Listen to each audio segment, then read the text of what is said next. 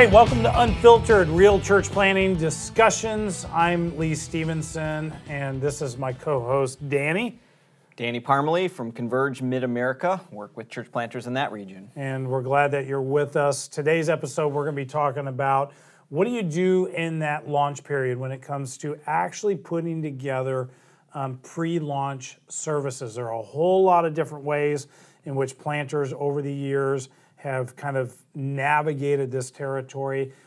We want to talk about from perspective, how do you best utilize, engage, and create momentum in those early days before you actually launch and go to your grand opening of your church. Danny, why don't you get us started in talking a little bit about what are some of the different methods that exist out there? I mean, there's all kinds of, but if we focus in on top three or so, what would you say? Yeah, so I think three different ones. So the first one is you just launch. So you basically say, hey, today's the start of the service. I've heard of church planters literally just, hey, we're going to start a church. We're going to start a church, so show up. And next Sunday at this place. So. Absolutely, and for some of them it has, by God's grace, worked, and but for plenty of them that wasn't the best way to do it. Yeah. Why do you think that's not a good way to do it? I mean, yeah, there's no prep. There's probably hasn't been discussion of what you even describe as a win, what it's supposed to look like. You probably haven't involved a lot of people, to be honest, and so then it's just you getting up there preaching, and maybe you hired a worship team or you knew a worship team to kind of start it, but then got nothing in place. Or for you the know somebody week. That says that they know how to sing, but exactly. they really don't know how to sing. Exactly. Yeah, yeah, I agree. I think it can feel so loosey-goosey and just kind of pieced together that nothing fits. There's no flow. There's no strategy. It feels more thrown together than really planned and like you're fulfilling a call. Yep.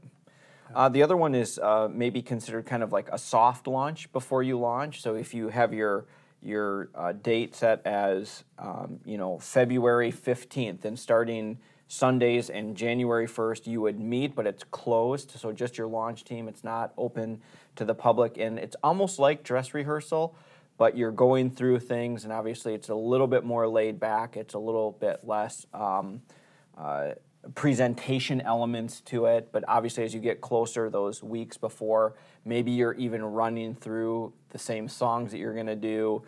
Everyone's kind of preparing where they're going to stand, what they're going to do. So it's almost like a dress rehearsal, and then you have the grand opening or the launch on that day. And then finally, the other one that's used quite often is preview services. So this is kind of like 4 months before you launch that you do a public preview service. Many planters will send out mailers and say, hey, if you want to get a taste of what this is all going to be about, come to this service. And then you do that for once a month for 4 months, and then you have your grand opening. Yeah, I would say we did kind of a smattering of multiple avenues of some of these. I would encourage church planters in the launch phase, if at all possible, don't go Sunday mornings until you actually go to your grand opening.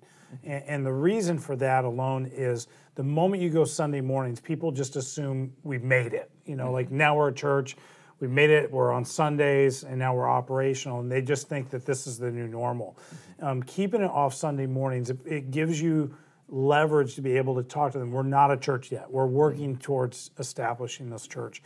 And it keeps their feet to the fire a little bit more to be inviting and working towards the launch of that church. The second piece of it gives you time to prepare. It gives you the opportunity to make sure all the things are aligned, but it also allows you to send your people out to other churches, just get ideas and to feel, so that when you do launch the church, you're putting your best foot forward for that, because you only get one grand opening, and you want to make sure that that's best.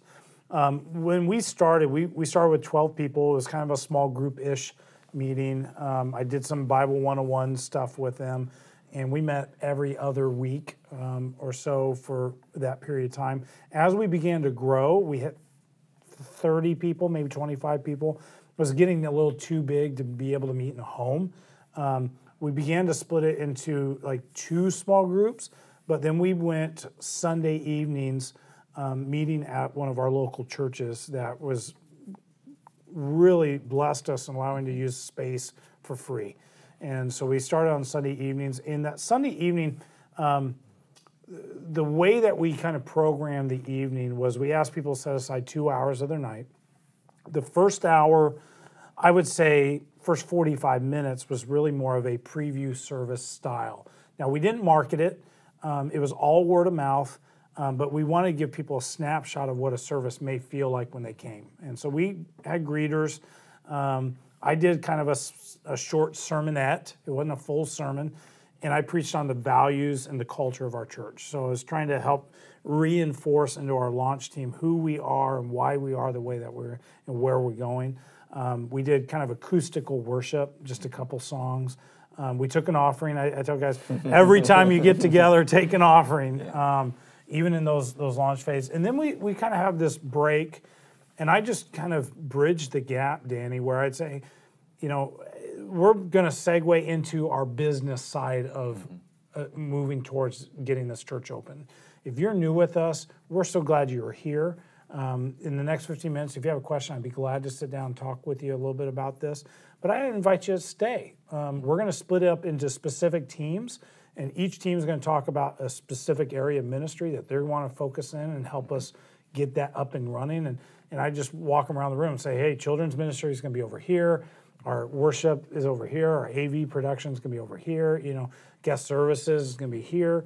And if one of those is intriguing to you, why don't you sit at the table? And then I had team leads coached and pinpoint how to understand if somebody new sat at their table, how to engage them.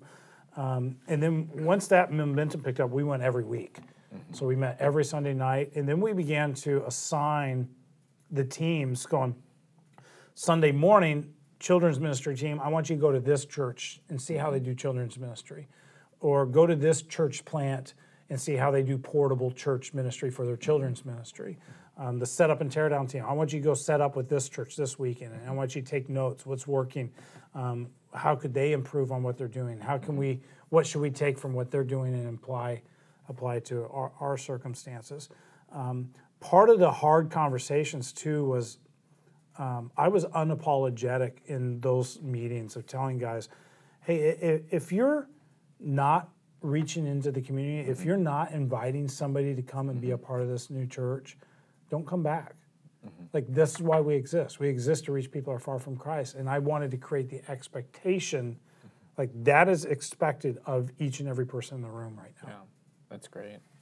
Yeah, we did, for ours, we did a bit more of the soft launch where we had moved into, some of the things were similar. One of the things that we didn't do with the initial launch of our church, but that we did with our sites that I think is really important, is that you do break up into the teams, because that way, even from the beginning, you're starting to see leadership multiplication. And so if you, as church planners, are thinking about developing your launch teams, as you have some of those key leaders and put them over different areas, that way they can be released and they can kind of even start building community and relationship with the teams that are going to be underneath them. I think that's really, really great. And for us, we were Sunday nights because we were actually Saturday nights because that's how we started.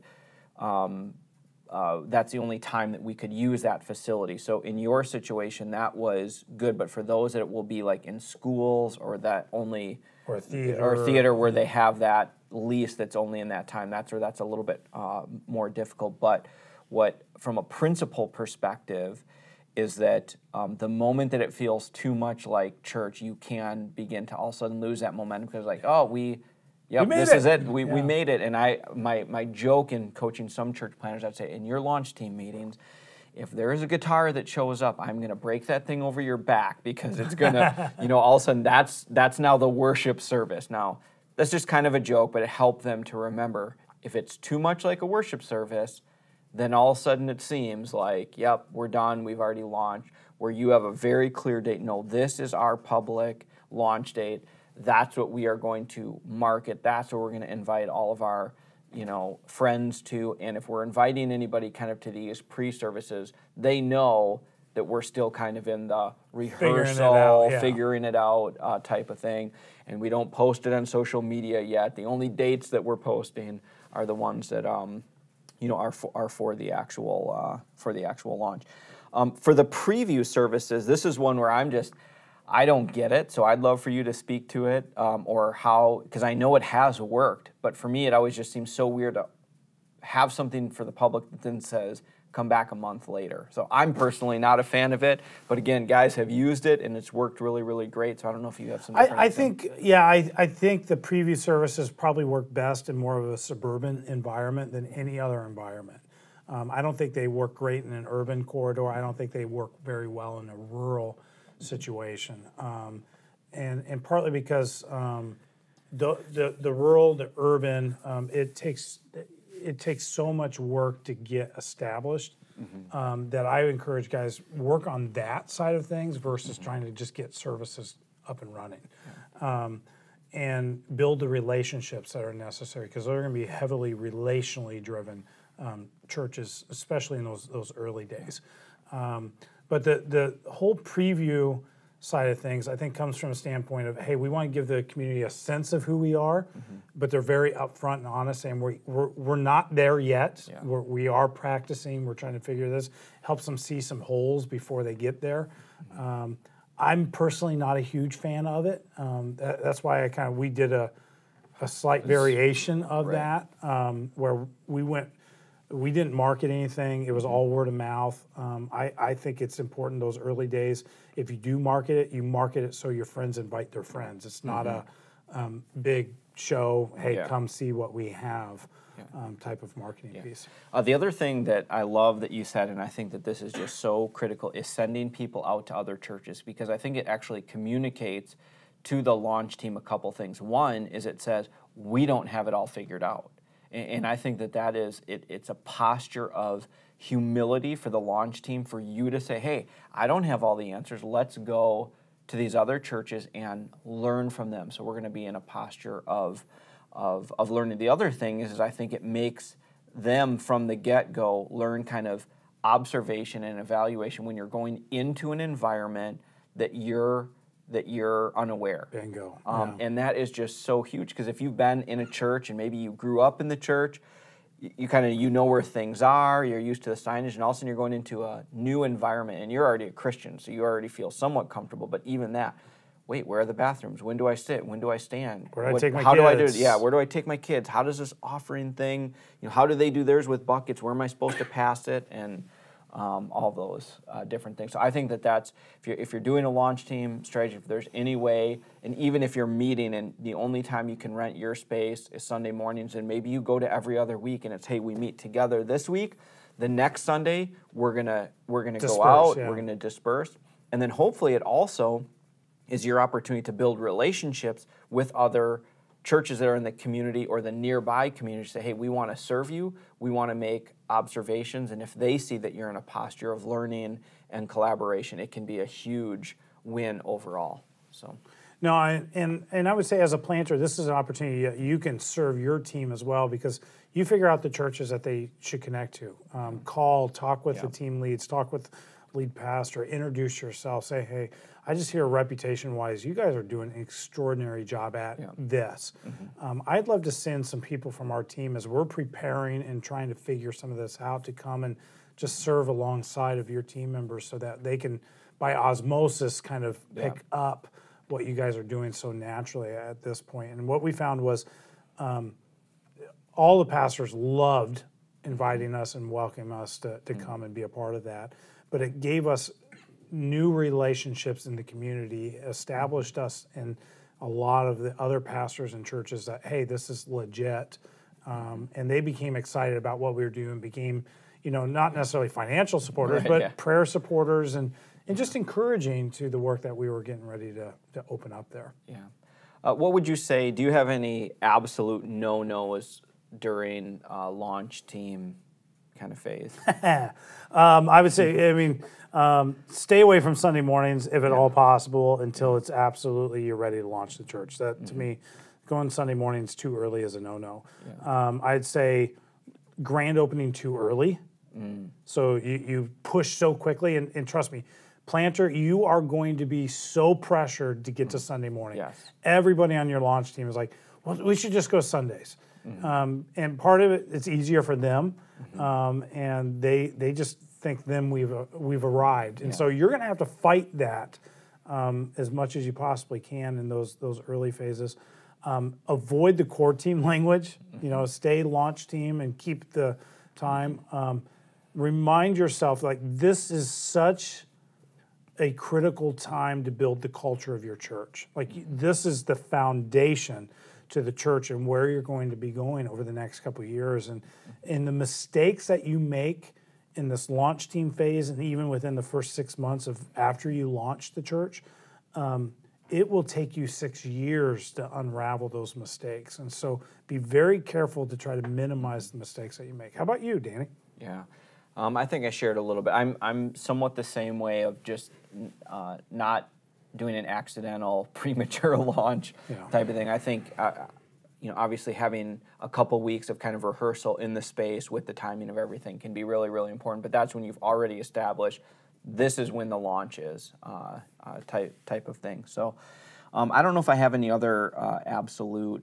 Don't take people just because you need people. Yeah, don't take people just, or if you do, that you tell them to show up on launch Sunday and that's it, and don't give them positions of leadership. And as we've already discussed a number of times, that you set, this is launch team, and then after we launch, we will renegotiate what it means to be, and we will assign people different. Yeah, and I think let me talk about this side of things for a minute too. In the launch team development, and as you're developing pre-launch services, you're going to run across all kinds of people in either other churches that want to be supportive. They don't know how. How do you engage people that you go, you're not a right fit to be on a launch team, but they could still be an asset to the church? And I'm thinking like short-term missions type of ideas. What ideas did you guys implement, or what ideas have you seen, Danny, on how to engage those type of opportunities in the pre-launch and maybe on a grand opening type of Sunday? Yeah, so I think that finding those different roles where maybe they can't mess it up, which is hard, and it's different on each team, because some people are like, well, we'll just put them in the parking lot because they can't. Actually, maybe not. Parking lot is the first impression. So if you have someone who, they just have that look on their face where they look like they're angry and maybe whatever, maybe they are constant angry. Frowner. The constant frowner. It's like maybe parking isn't the best role. So maybe that's more of the setup team or whatever. But again, because you're looking at two things. You're looking at both what's going to be best for the church, but also from their perspective, what might be those discipleship steps for them that actually get them on a team, get them in community. And again, each launch team is going to be a little bit different, but from a principal perspective, looking at those different things, trying to find a place for them. And again, some people, they're going to be okay, and you just need to say, hey, I really do, I want you to just show up and to take a seat. Because as much as we would say, hey, it's not about just getting warm bodies in the seats, sometimes for launch, that can be helpful, and that maybe there is a season where there's some people where they literally are. Because they help you provide critical mass. And they're there. But yeah, don't just try to find a leadership position for every single person that comes and say, hey, I want to be part of this. What kind of facilities would you encourage a planter to look at to host their pre-launch meetings? Yeah, so I do think that this is where using other churches, if you can, is great. And don't think that you need the sanctuary. As a matter of fact, using the youth room, using the basement, using the gritty whatever, it's actually often better. Yeah. It's more helpful, and it's an easier ask. Don't ask, hey, can I use your sanctuary that you're going to have to send in your sound guy to turn on the lights and yada, yada, yada. It's like you can take, if it can hold 50 to 75 people, it'll create some great memories, and it's uncomfortable enough that people are, well, maybe we should just stay here type of thing. So I think that's great. The schools are harder unless you're especially in the pre-launch phase. In the pre-launch, it's probably hard. And costly. Yeah, and costly to be able to do that. So I don't know, do you have other ideas? I mean, again, if you can find a local church that believes in the mission and it has a kingdom perspective of it, they'll probably allow you to use some portion of the facility free or for a very minimum charge. Yeah. I know we did talk to one church that was literally Point Zero across the street from where we were going to launch our church, and they were going to allow us, but their rent was so high that they weren't allowing us. Yeah. If that makes sense, especially for that early on. So I would encourage, don't spend a whole lot of money in the pre-launch side of things, if at all possible. We in the community there were several options. We utilized at different times a local karate studio, and they allowed us to come in and do services there. The only key was everybody had to take their shoes off before they could walk onto the mat. But I mean, we dedicated children in a karate dojo. We met in the fire department actually had a community room. And they would allow nonprofits to use the community room free of charge. You just had to make sure you signed up and reserved the space far enough in advance. Sometimes libraries have space like that you can utilize.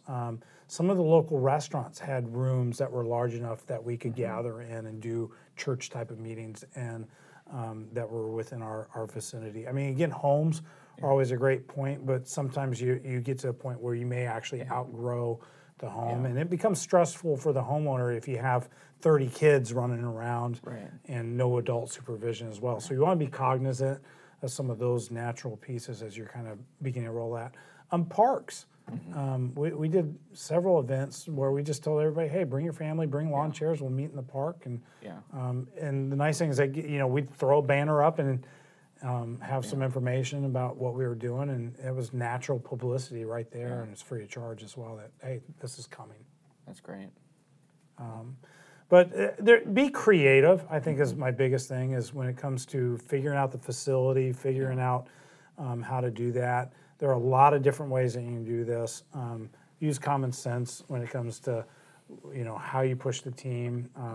Don't over push them, but you do want to push them out of their comfort zone to engage the community, engage their neighbors, help get the word out.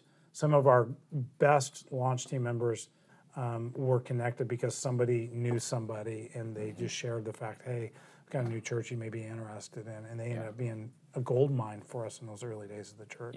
I think another thing with pre-launch that's important is that you do utilize your team members. So if you're looking for facility, invite them into that process. You don't need to be the one that does all of that. So it's like, hey, we're in the park today, but next month if we could have somewhere else, does anybody know of anyone? And it kind of helps to kind of build that where they're building some ownership into it. And this is the phase where you get to figure it all out. Like you're trying people out in different positions.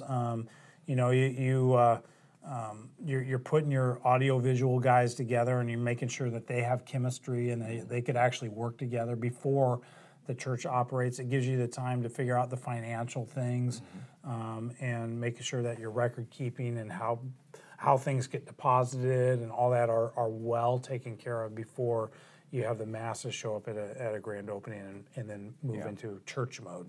Yeah, that's great. Well, I think for me, even just reflecting back, haven't given this a ton of thought since we launched, of one of the biggest takeaways is definitely sending out your team to other churches. I just think that is just such a key and critical thing and can be so important. And then the other thing is not doing a premature launch where all of a sudden you're just like, well, we're gonna start, and there's no grand opening. So. One of these phases with this that I want to address before we finish out the episode is what do you do with people that they're attending a church and they start coming on Sunday nights to your church and they're trying to understand, like, where should I go?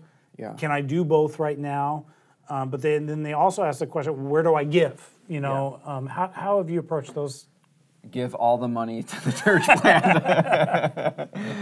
plan. Man, I would say each situation is probably a little bit different and probably needs to be navigated, especially it's like if they have a relationship with the church, or if you do and they're coming out of the sending church, then you're going to have to figure out, maybe those were some of those conversations before of what does it look like to honorably have people transition from one church to another.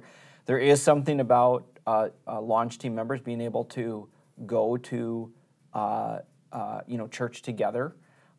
So I know some planters where there was a mother church, and so they literally all kind of went to the same church, and if someone kind of wasn't a part, maybe they would go with them, maybe they wouldn't. I think it looks so many different ways, but it will be something that does need to be navigated. Yeah, and I found that for us, it really didn't become a topic of conversation much if there were no kids involved or young kids involved. I found where it was most challenging for families was when they had a teenager, and we had nothing other than, hey, join a service team for a teenager that really was focused on connecting to their needs. And I just coach families. I said, why don't you keep them plugged in that youth group, whatever that may look like for your family. If you need to go there on Sundays to make sure that they're going, that's fine. If it's on Wednesday nights and you want to be here on Sunday nights and then you go with the teams out on Sunday morning, that's fine. Just figure out what best works for your scenario and your family.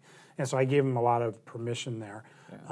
I encourage them, I said, if you really feel like God is calling you to be a part of this, then you need to be here and be a part of this. And I would begin to allocate your giving here, but have a conversation with a key leader or the pastor of your church saying, hey, we feel like God is calling us to this.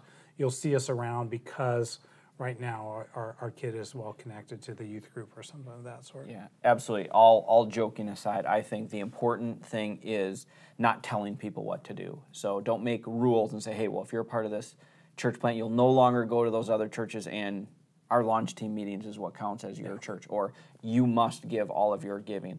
I think you can challenge people, invite them, but essentially let them make those decisions between them and God, and in conversation with you and in conversation with the church that they're at, and each one's a little bit different. Great. Well, great conversation on just how do you navigate those pre-launch services and the conversations that are critical to have with your team in those days leading up to your grand opening. Thanks for being with us. This is Unfiltered, Real Church Planning Discussions. I'm Lee. This is my co-host, Danny. We're glad to be with you. And tune in next time as we take some time to talk about the church website and what makes and breaks a good site. Thanks again. Until next time, keep it real.